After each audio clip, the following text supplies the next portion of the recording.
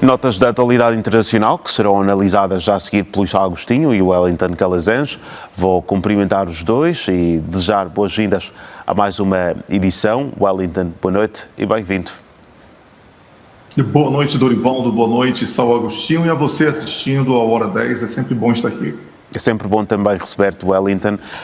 Wellington, Netanyahu vai mais longe, chegou mesmo a dizer que o procurador do TPI ganhou agora o seu lugar entre os grandes antissemitas da história e que não faz mais do que deitar gasolina na fogueira desta forma de preconceito. Em meio a esta reação e considerando também aqui algumas opiniões positivas à volta deste mandato e outras desfavoráveis que foram surgindo, eu pergunto mesmo como é que, digamos, olha para esta reação. Dorivaldo, não existe nada de antissemitismo nisso. O que está sendo julgado aqui é crime, é genocídio. E é muito importante deixar claro que dentro de Israel já existe uma grande gama de judeus que querem uma separação muito clara em relação aos sionistas. Então seria mais um antisionismo do que um antissemitismo. Ainda que os sionistas tentem unir os dois, eles são bem diferentes. Inclusive, muitos sionistas patrocinaram o exército de Hitler na Segunda Guerra Mundial, ajudando a matar judeus. E isso ficou claro porque faz parte da história. Então, esse barulho de Joe Biden e de Benjamin Netanyahu já era esperado, né? A credibilidade do PPI sempre esteve sob permanente ameaça, porque, como foi dito ontem, não com as mesmas palavras, mas com muita felicidade pelo colega Sal, este tribunal era visto como implacável somente no julgamento dos frágeis, né? Recentemente é que ele passou a inovar e, ainda assim, foi visto com muita suspeita, porque foi uma condenação direta e rápida do presidente russo, Vladimir Putin, por questões que são bastante questionáveis ainda, né?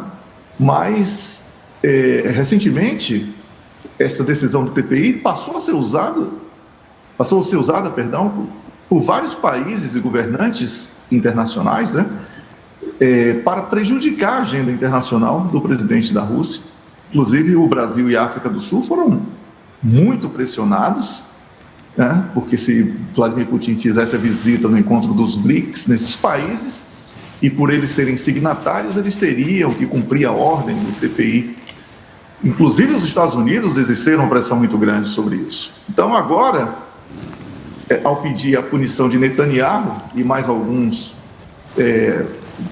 do lado do Hamas, por genocídio e outros crimes, o TPI tenta salvar a própria instituição, né? De quebra, ele acabou por desnudar a duplicidade dos Estados Unidos, porque na medida em que o TPI é bom porque condena Vladimir Putin e passa a ser mal porque condena Netanyahu, existe aí uma tentativa de instrumentalizar esse tribunal internacional e por um país que não é signatário, que é o caso dos Estados Unidos.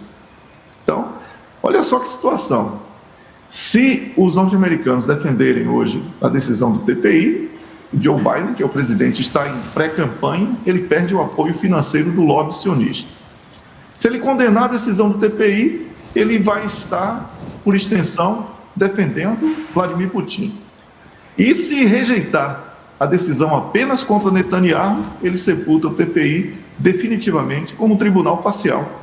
Então, ficou uma situação de checkmate, essa decisão aí, que poderá ser consolidada do TPI, e que não é preciso ser jogador de xadrez para entender que foi uma jogada muito interessante no xadrez da geopolítica, porque essa decisão do TPI, ela faz com que seja revelada aí a coragem dos juízes, né, por ser entendida também como um sinal claro de que a ordem mundial baseada em regras poderá estar em colapso, caso exista apenas um grupo a ser punido e um grupo a ser protegido.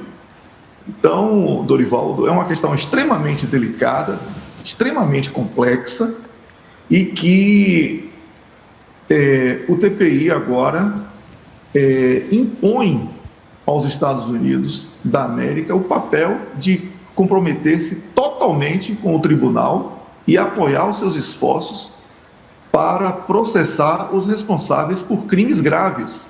Caso contrário, os Estados Unidos também correm o risco de minar não apenas o TPI, mas comprometer aquele marketing que defende de que exerce um compromisso internacional de justiça e cumprimento de leis. Vamos ver se isso é verdade agora.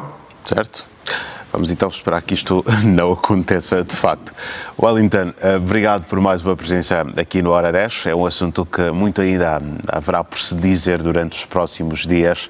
Então, bom Conexão Angola no próximo sábado e até segunda-feira aqui no Hora 10 da noite.